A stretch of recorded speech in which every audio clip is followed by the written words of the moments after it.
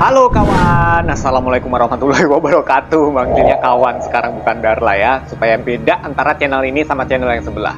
Apa kabar kalian semuanya? Assalamualaikum warahmatullahi wabarakatuh. Semoga kalian dalam lindungan Allah Subhanahu wa Ta'ala dan tetap dalam kondisi yang sehat walafiat, jasmani dan rohani, dilimpahkan segala rezeki halal yang melimpah ruah dan berokah, didatangkan segala kebahagiaan dari segala penjuru. Amin. Oke, langsung aja aku mau cerita ya. Jadi aku ingin bercerita tentang pengalaman seorang teman aku yang namanya adalah Anwar. Ini terjadi di tahun 2015.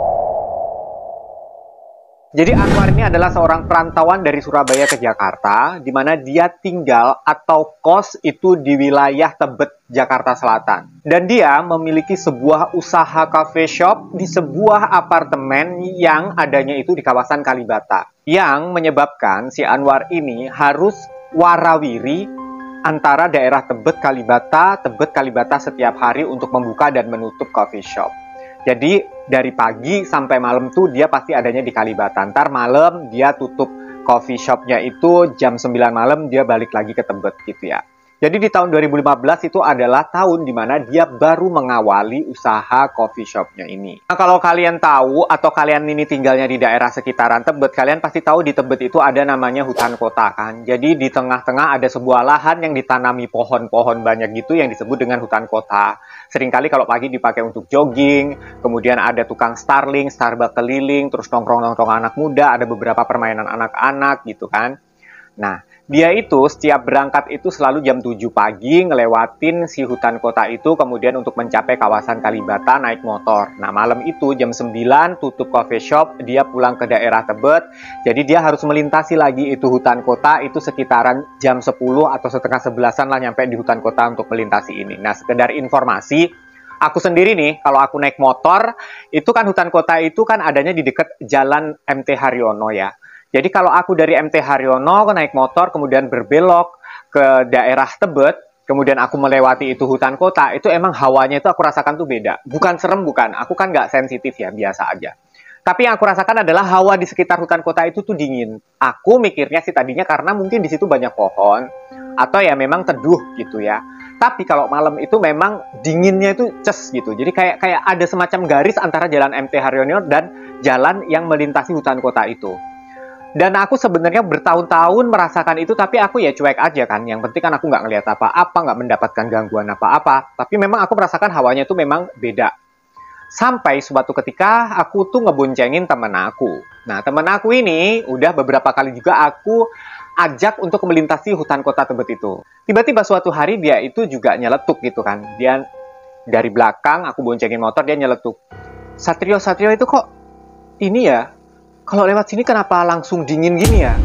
Aku langsung kaget di situ. Dalam hatiku, oh ternyata bukan cuma aku nih yang ngerasain kalau lewat sini tuh dingin. Aku langsung jawab aja, ya kan banyak pohon, banyak oksigen kan. Kalau tadi kan di sana jalan MT Haryono itu kan besar, terus jarang pohonnya jauh-jauhan, jadi kan udaranya itu hangat. Tapi emang serius kayak ada garis antara jalan MT Haryono begitu kita masuk ke kawasan Tebet itu langsung ces gitu loh.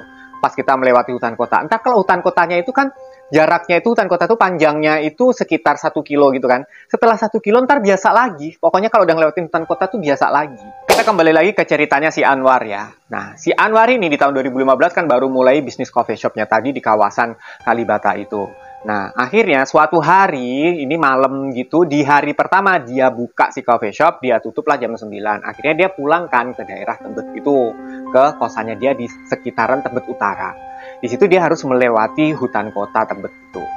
Nah, waktu dia melewati situ, dia tuh ngelihat memang ada bangku itu tuh dari bambu dan udah nggak bagus lagi yang disenderin atau ditaruh di bawah pohon, di sebuah pohon. Di sana kan memang banyak pohon kayak hutan gitu kan. Nah, dia lihat tuh bangku, terus habis itu ya dia lewatin aja, pulanglah dia ke kosannya. Besokannya lagi, dia pagi pergi lagi ke Kalibata untuk buka bisnisnya lagi, untuk buka coffee shopnya lagi. Nah, malamnya dia lewat si hutan kota itu dan melihat bangku itu. Tapi kali ini bangku itu tuh nggak kosong. Ini by the way udah jam setengah 11 malam gitu kan ya. Memang sih di situ di sepanjang jalan situ itu tuh banyak banget anak-anak muda yang nongkrong cuman di beberapa titik gitu. Nah, ada juga banyak tukang Starling, Starbucks keliling yang jualan kopi, bapak-bapak gitu kan. Ada juga yang jualan jajanan, rujak, buah-buahan kayak gitu. Tapi bangku kosong itu adanya bukan di titik-titik yang banyak orang nongkrongnya, tetapi di titik yang gelap dan sepi gitu. Di malam kedua dia melintasi hutan kota itu jam setengah 11 malaman gitu kalau dia bilang ke aku ya. Tiba-tiba dia tuh melihat ada sesosok ibu-ibu yang duduk di atas bangku itu. Yang kemarin kan bangku tuh kosong. Nah, malam kedua ini dia melihat ada ibu-ibu. Sebenarnya dia udah bertanya dalam hati, loh ini kok ibu siapa? Kenapa kok di sini? Gitu kan. Sama dia diperhatiin tuh sambil naik sepeda motor pelan-pelan gitu kan. Oh, dia mangku sapu lidi gitu. Dia pikir, oh mungkin tukang bersih-bersih kali ya. Terus dia lanjutin perjalanan menuju ke kosannya dia. Sambil mikir tuh, dia bawa sapu lidi malam-malam jam setengah 11 malam. Kalaupun tukang sapu mungkin juga nggak semalam itulah gitu kan. Nah, penampakannya ibu-ibu tuh nggak serem. Jadi gini, dia itu ibu-ibu itu memang sekitaran umurnya itu 60 ke 70, yang ibu-ibu zaman dulu yang pakai kebaya sama pakai kain jarit gitu. Dan penampilan kebayanya juga bukan lusuh, enggak, juga bersih juga. Dan ibu-ibunya juga biasa aja gitu kan. Lanjutlah dia baliklah ke kosannya dia. Besokannya dia balik lagi ke Kalibata, malamnya dia pulang lagi ke Tebet, begitu seterusnya. Dan tidak lagi melihat ibu-ibu itu sampai seminggu kemudian setelah dia terakhir melihat ibu-ibu itu. Dia melintas lagi di kawasan hutan kota Tebet itu jam 11 malaman. Ya, sekitaran jam segitu selalu dia melintasnya kan. Dia melihat lagi ibu-ibu itu dan tetap duduk di posisi yang sama yang terakhir dia ngelihat ibu-ibu seminggu yang lalu. Dia bertanya-tanya loh, kok posisi duduknya tetap, bajunya tetap, mangku sapu lidinya tetap. Nah, dia udah mulai worry nih, dalam hatinya udah, apa iya kalau orang itu bisa ngepost atau posisi duduknya itu sama persis, atau memang kebiasaannya kayak gitu. Oke lah, dia masih positive thinking. Sampailah dia di kosannya dia malam itu, dia tuh tapi terus kepikiran dan kebayang-bayang si posisi ibu-ibu itu. Masalahnya di malam itu, dia itu melintasnya tuh rada deket ke trotoar, bukan di tengah jalan. Dia bisa lah mengamati si sosok ibu-ibu itu lebih jelas lagi. Karena memang posisinya itu kayak setengah nyandar di sebuah pohon gitu kan.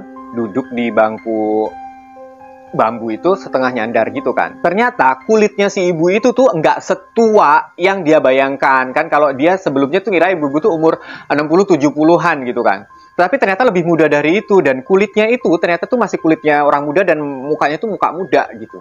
Tetapi memang sedikit pucat dengan kantong mata yang sedikit menghitam. Nah, di situ tuh yang bikin dia kepikiran.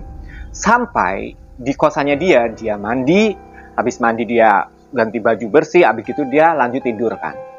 Nah, di tidur itu tiba-tiba dia memimpikan sosok itu. Nggak serem sih, dia cuma memimpikan sosok itu yang sama persis seperti yang dia lihat tadi malam. Jadi posisi duduk yang sama, dia melintas. Tapi anehnya adalah pas pagi harinya dia mikir, kenapa gue sampai ke bawah mimpi ya? Apakah gue karena kepikiran aja gitu kan. Kenapa juga mimpinya itu cuman ya kayak seolah-olah dia melintas lagi. Jadi kayak perulangan gitu, kayak adegan yang diulang seperti tadi malam waktu dia ngelintas gitu kan. Nah, udah kan? Dia paginya mandi lagi, dia pergi lagi ke coffee shop. Di malam berikutnya, pas malam harinya dia tutuplah itu coffee shop. Dia pulang lagi melintasi hutan kota. Dia melintasi hutan Tebet itu, dan dia melihat sosok ibu itu lagi. Tapi kali ini sosoknya itu nggak duduk di bangku itu. Jadi pas dia melintas, dia ngeliat si bangku itu kan. Loh, kok nggak ada ibu? Dia cariin, karena sama temanku masih Anwar ini cariin. Si ibu itu kemana ya, kok nggak ada gitu kan. Ternyata sosok ibu itu posisinya itu udah nggak lagi duduk di situ, melainkan berdiri di tengah hutan kota. Jadi kalau bangku itu adanya kan di luar pagernya hutan kota. Nah, di malam ini ibu-ibu itu sosoknya itu berdiri dan di dalamnya pagar. Jadi di dalam hutan kotanya itu berdiri dan megang sapu. Berdiri mematung dan dia makin kepikiran lagi. Ngapain ibu itu? Kalau emang benar-benar ibu-ibu, kenapa dia nggak takut ya? Kenapa harus jam 11 atau setengah 11 malam itu dia berdiri di tengah hutan kayak gitu loh. Kalaupun bersih-bersih nyapu kan juga nggak mungkin jam segitu kan nggak kelihatan juga kan kotoran atau sampahnya itu kan. Akhirnya dia mikir, wah ini nggak bener nih, nggak beres nih, ini pasti bukan orang nih gitu. Dia udah mulai mikir gitu.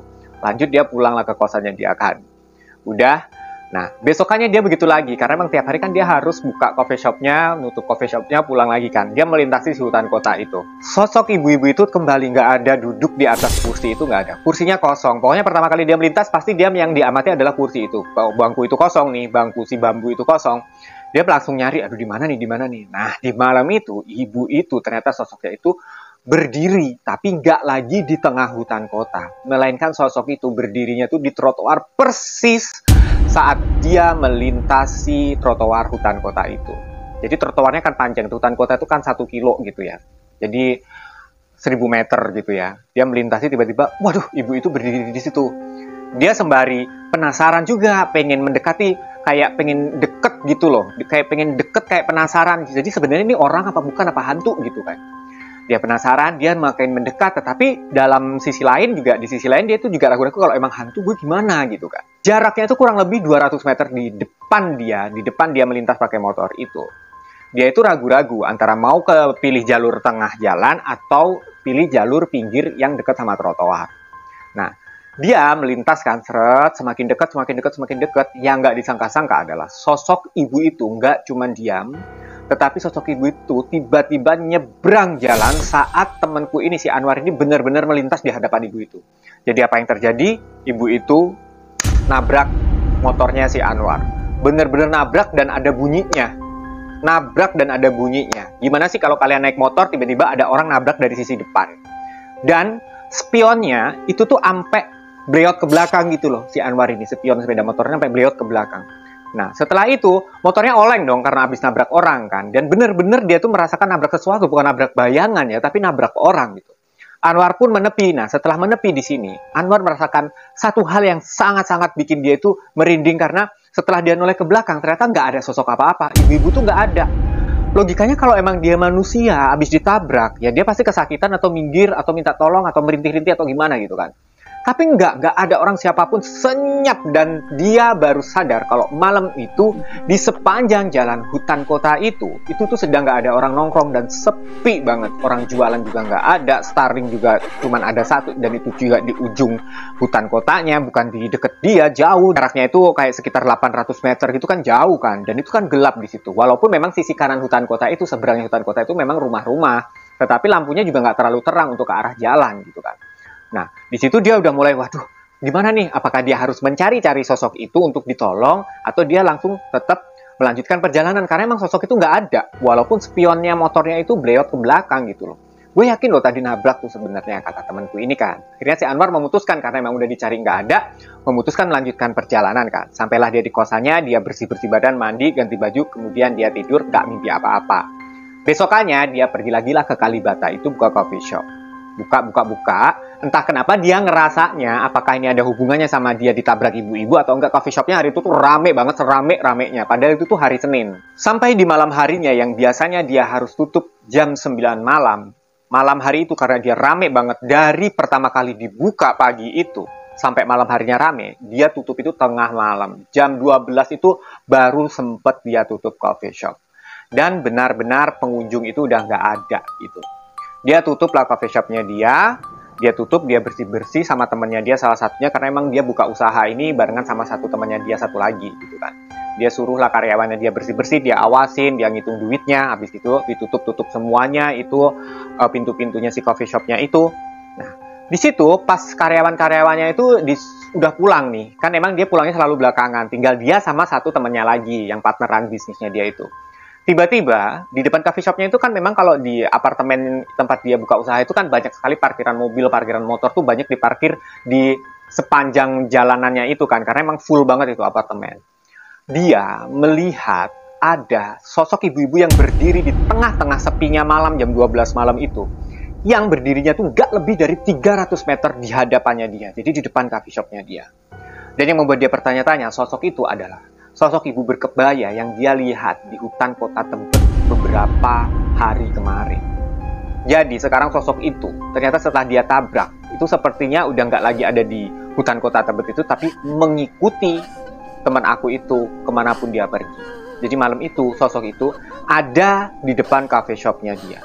Dia langsung merinding kan, karena di situ dia benar-benar melihat dengan sangat-sangat jelas bahwasanya ternyata sosoknya itu adalah memang masih muda, umurnya tuh masih sekitar 40-an gitu. Kulitnya juga masih belum keriput-keriput, tetapi memang sangat-sangat pucat, dan ternyata di matanya itu bukan kantong matanya hitam, tapi emang matanya itu hitam semua, alias mungkin ya kalau dia bilang tuh kayak nggak ada bola matanya. Dan sebenarnya sejak saat itu si Anwar ini juga nggak mau cari tahu sih sosok ini sebenarnya sosok siapa, hantunya siapa, kenapa ada di hutan kota Tebet itu, dan kenapa sampai nabrakin dia, sampai kenapa dia ngikutin dia sampai ke Kalibata tempat usahanya dia, dan apakah ada hubungannya antara coffee shopnya rame setelah ditabrak apa enggak, dia nggak mau tahu juga.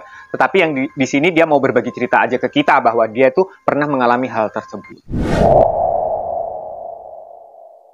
Oke, thank you banget kawan-kawan mistis di sini udah mau menyimak video ini dari awal sampai akhir. Dan kira-kira kalau kalian jadi Anwar, kalian takut atau seneng soalnya kalau pas diikutin sama si ibu-ibu pakai kebaya ini ternyata coffee shopnya rame. Kalau kalian punya usaha diikutin beginian, tiba-tiba usaha kalian rame, kalian seneng atau kalian tetap mau rukiah nih?